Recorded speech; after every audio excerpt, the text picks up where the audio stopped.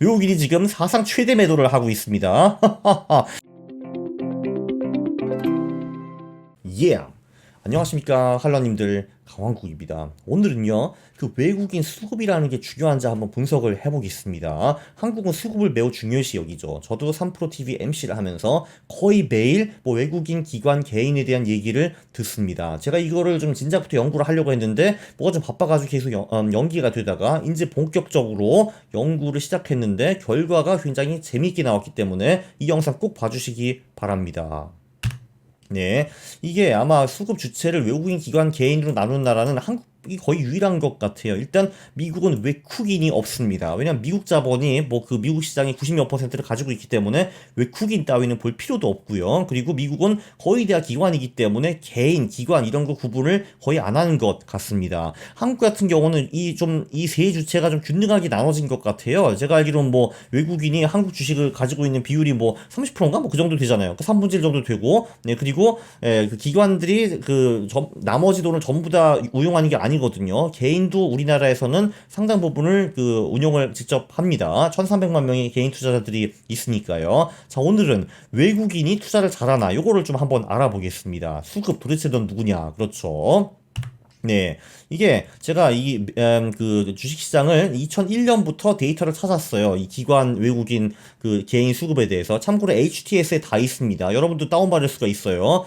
그거를 제가 매수기간, 매도기간으로 나눠봤습니다. 외국인 매수기간, 매도기간. 이게 보면은 단기 데이터는 노이즈가 좀 많아요. 1일 데이터 같은 경우는 얘네들이 사고팔고 하기 때문에 유의미한 그 결론을 내기가 좀 어렵고, 네, 그거보다는 이제 최근 20일 동안에 외국인이 순매수를 했냐, 순매도를 했냐, 그거를 분석을 많이 했습니다. 한마디로 그러니까 매일매일 순매수 또는 순매도 데이터가 나오잖아요. 그걸 20을 더한 겁니다. 한마디로 20개를 그냥 더해버린 겁니다. 이것도 노이즈가 좀 많아가지고 지수 수준별로 터닝 포인트를 잡았습니다. 이게 이제 무슨 말이냐 하면은, 자, 이제 코스피 지수가 1000 이하일 때가 있었잖아요. 자, 이때는 예를 들면 외국인이 뭐 한 2천억 정도 매수를 했습니다. 그러면 이제 외국인은 이제 매수 기간에 들어갔다로 가정을 하고, 네, 그리고 이제 마이너스 1000억이 나올 때가 있잖아요. 그때 이제 외국인은 이제 매도 기간으로 넘어갔다라고 제가 가정을 했습니다. 네, 그런데 이제 아무래도 지수가 높아지고 시가총액이 높아지면서 그 터닝 포인트 요것도 당연히 좀 더 커져야겠죠. 그래서 제가 그냥 대충 이렇게 심플하게 했습니다. 뭐 이게 맞다 틀리다 왈가왈부 할 수도 있지만 솔직히 이거 데이터 좀 바꿔도 결론은 크게 바뀌지는 않습니다. 저도 해봤거든요. 좀 많이 실험을 해봤습니다, 제가. 자, 그래서 이제 이런 식으로 되는 거죠. 자, 우리 데이터가 이때부터 있어요. 2001년 2월 1일부터. 자, 이때는 제가 알기로는 그 20일 그 총 매수량이 2천억인가 뭐 그래요. 그래서 외국인 매수세였습니다. 이때 매수세였고, 그리고 2002년 4월 1일 날 그 이제 20일 합쳐가지고 외국인 순매도가 1,000억이 넘어섰어요. 그래서 이때부터 이제 매도세, 그리고 5월 28일부터 다시 매수세, 8월 2일부터 매도세, 뭐 이런 식으로 보시면은 될 것 같거든요. 자, 그래서 일단 2000년대 초중반부터 보겠습니다. 자, 이때는 외국인들의 이제 매수 구간과 매도 구간, 이때 수익 차이가 그렇게 뚜렷하지가 않아요. 일단 2001년 보시면은 이게 2000년 1월부터 2001년 9월까지 요때 이제 하락장이 있었습니다. 예, 보면 이제 이게 1000부터 463까지 떨어지는데 2001년 2월에는 610이었잖아요. 근데 자, 이때는 원래 이제 주식을 가지면 안 좋았는데 외국인들은 그때 주식을 갖고 있어가지고 판단을 잘못했다라고 볼 수가 있어요. 자, 또 반대로 2001년 9월부터 2002년 4월까지는 막강한 상승장이 있었습니다. 이때 코스피가 2배 올랐죠. 네, 이때는 외국인들이 제대로 투자를 했습니다. 왜냐면 보시면은 2001년 9월부터 2002년 4월까지 이때까지는 주식을 갖고 있었잖아요. 그러니까 지금 외국인들은 요 하락장에도 참여했지만 요 상승장에도 참여했다. 그래서 결론적으로 돈을 벌었다라고 볼 수가 있고요. 자, 그런데 보시면은 2002년 4월부터 2003년 3월까지 요 1년 동안에 또 코스피가 45%가 빠지거든요. 근데 그때 멍청하게도 외국인들은 주식을 들고 있었습니다. 그래서 이때 같이 또 망했고요. 그러니까 지금까지 보면은 외국인들이 그게 대단히 스마트하게 투자한 것처럼 보이지는 않습니다. 그렇죠. 2002년이 하락장을 다 이제 터졌으니까요.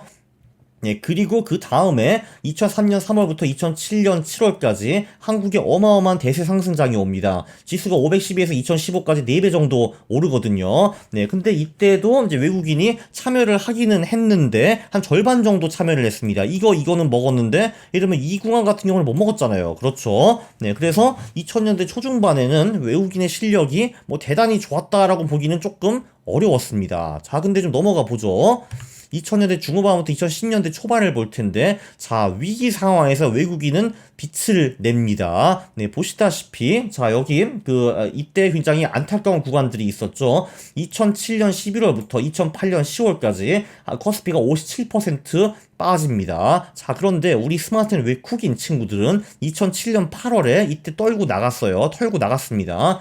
자, 근데 그때 처음에 좀 아쉬웠겠죠. 이걸 보시다시피 이때부터 2011년 7년 11월까지 또한 400포인트 정도 올랐거든요. 이제 이거는 외국인들이 못 먹었는데, 그 대신에 2007년 11월부터 2018년 10월 이 1년 동안 개박살나는 구간, 이때 외국인들은 없었습니다. 나 순매도하고 막 그랬거든요. 네, 이때가 순매도 구간이죠. 그래서 얘네들이 이제 2009년 8월에 다시 들어가거든요. 1600포인트 때. 그때부터 30%를 먹는 거를 볼 수가 있어요. 그러다가 이제 2011년 3월 28일에 빠져나왔거든요. 2056포인트에. 자, 보시면은 이때부터 이제 외국인 순매도 구간이 이제 2년 정도 지속되는 거를 볼 수가 있는데, 자, 이때 손실이 별거 아닌 것 같잖아요. 자, 그런데 바로 이때 얘네들이 3월 28일에 팔고 나서 2011년 4월부터 9월까지 코스피가 26% 빠집니다. 네, 이때가 또 외국인 순매도 구간이었어요. 어메이징합니다. 얘네들 어메이징해요. 그래서 이제 이 구간 그리고 요 구간을 다 피해갔습니다. 물론 그 화려한 컴백 기간에도 좀 늦게 컴백을 해가지고 크게 먹지는 못했지만 일단 먹었고요. 그래서 이 구간에는 외국인들이 압도했죠. 67% 먹고, 외국인들이 이제 매수한 구간은 67%, 매도 구간은 마이너스 9%이 정도 수익이 났습니다. 그래서 이때는 확실히 외국인들이 잘했다라고 볼 수가 있고요.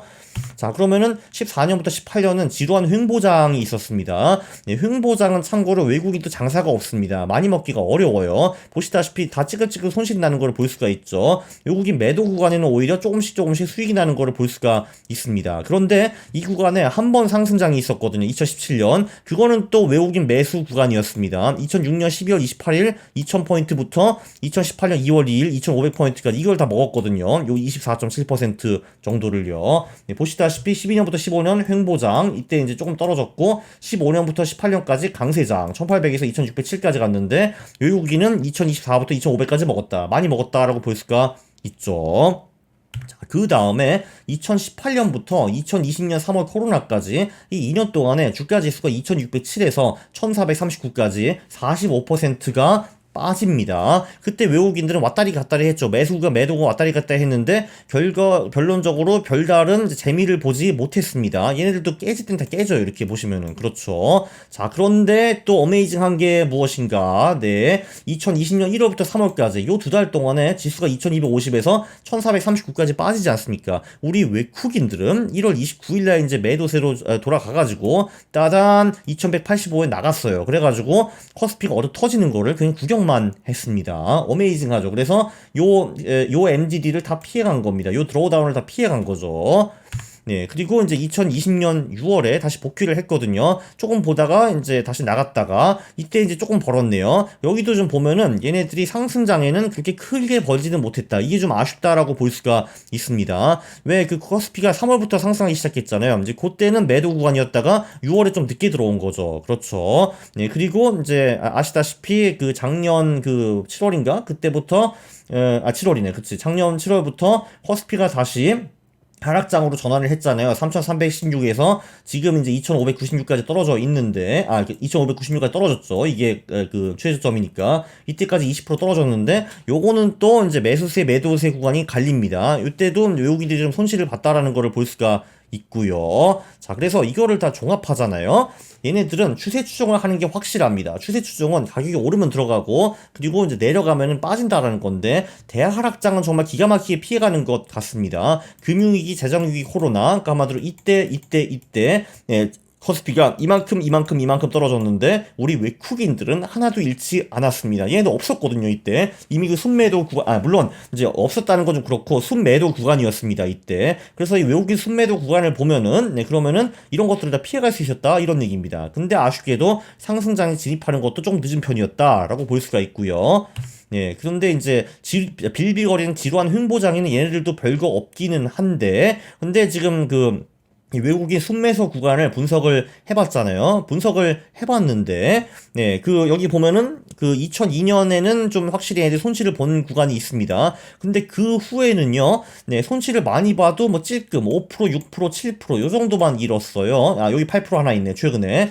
네, 요 정도밖에 안 잃었습니다. 그래서 2002년 후에는 이 외국인 순매수 구간에만 우리가 매수 매도를 하면은, 네, 크게 데미지를 받은 적은 거의 없었다라는 거를 볼 수가 있었습니다. 네, 일단 금융위기, 재정위기, 코로나 피한 것만 해도 대박이죠. 그렇죠. 그러면 우리는 이제 생각을 해볼 수가 있죠. 자, 외국인 매도는 따라하되, 이제 외국인 매도를 하고, 정말 어마어마하게 큰 하락장에 왔을 때, 그때는 좀 더 빨리 재진입하는 것이 좋지 않을까. 이런 거를 좀 고민을 해볼 수가 있습니다. 예.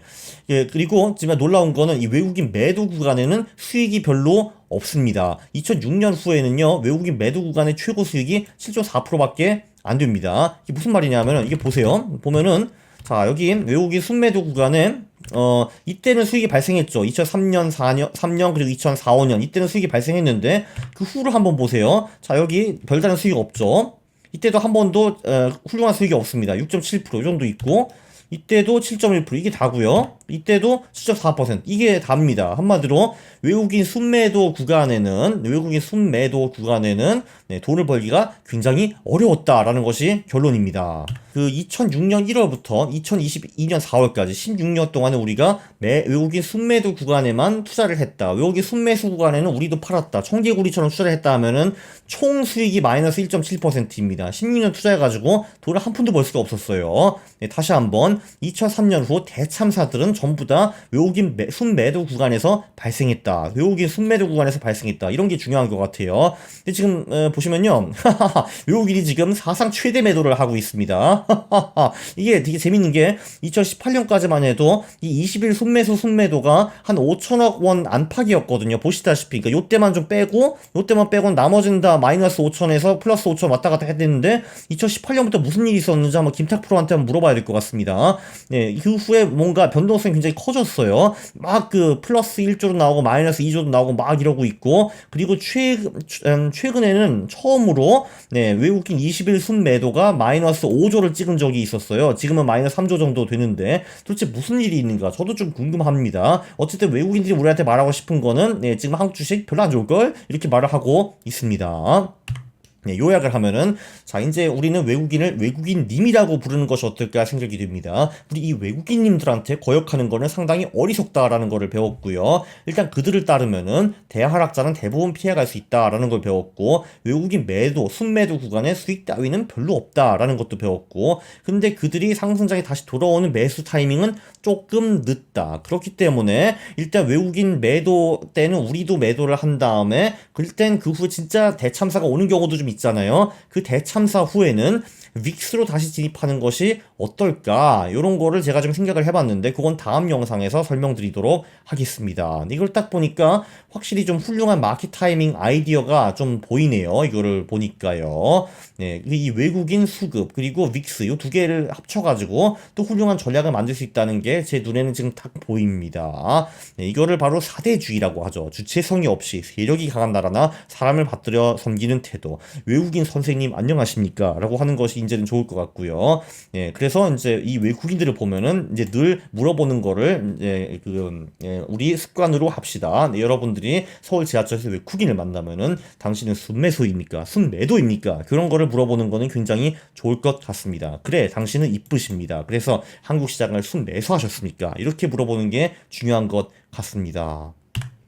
이 영상 제가 봐도 너무 유익했거든요. 자, 외국인님들을 거역하지 말아라 라는 걸 배웠고 네, 일단 구독을 눌러주시고요. 네, 그리고 좋아요를 부탁드리겠습니다. 싫어요를 누르면 제가 매우 싫어합니다. 감사합니다.